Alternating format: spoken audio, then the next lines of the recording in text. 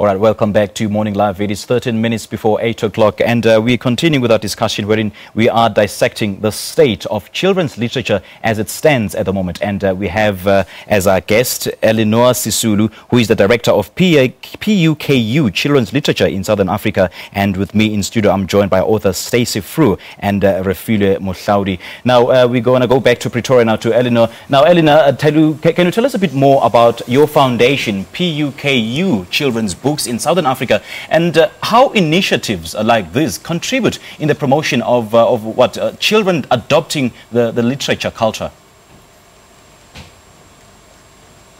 Yes, it's actually PUKU Children's Literature Foundation, and we started it a few years ago. In fact, the website went live. We've got the website puku.coza, and we've got the festivals that we run.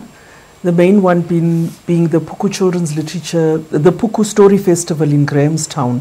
And what we're interested in doing is promoting books through reviewing books.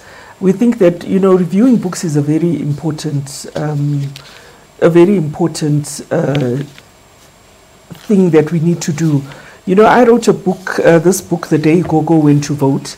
I wrote it about 20 years ago. And when I saw how the book was reviewed in the United States by teachers, by parents, by literature magazines, it gave me the idea that we should be doing the same in South Africa. And so it was part of the inspiration for me for being involved in founding PUKU Children's Literature Foundation. You've got those two brilliant authors, young authors there, Refilwe and Stacey, and they've written these books, and the books need to be received. They need to be received through people reviewing and analyzing the books, and so that when also people come to choose books, they have reviews to rely on the views of other people. So I think it's very important to have a reviewing culture. It's an ingredient of a reading culture. It's part and parcel of it. All right. Now, Stacey, talk to us about your love of literature. At what age did you decide that, reading and writing is my thing, I'm very good at it? It was when I started writing my first book, when I was 7. So, yes. So do your friends read? Yes, my friends do read. In fact, we read this book called Girl Online, so each of us have a turn to read it. So I'm reading Going Solo right now, Girl Online Going Solo. So do your friends read your books that you've published? Yes, they do. Okay.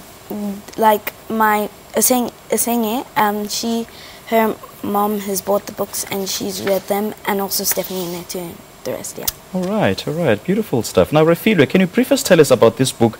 How many times can you say hello, and what sort of difference you want this book to make in the country's children? How many ways can you say hello? So the thinking behind that, going back to bilingualism, I have an aunt who speaks 6 of the 11 languages. And when we were having this conversation, I was kind of like in awe because, I can only speak 2 fluently. I thought, if we can at least greet each other, if you can greet a person in their mother tongue, right? It's already quite a big step in, at least showing someone respect of where they come from. Exactly. So and who they really are. Yeah. So, and it's simple. I mean, that's 11 greetings. We have 11 official languages. So I thought that was quite a simple way to start. That was the inspiration behind the book. I may have written it for kids, but I think as adults, we still have to learn as well. So the target age is 3+. All right, ladies, thank you. I can't thank you enough. We really appreciate your time. Stacey Fru and Refilwe, thank you so much, and all the best in your endeavors. And of course, thanks to you, Ma'am Eleanor Sisulu in Pretoria.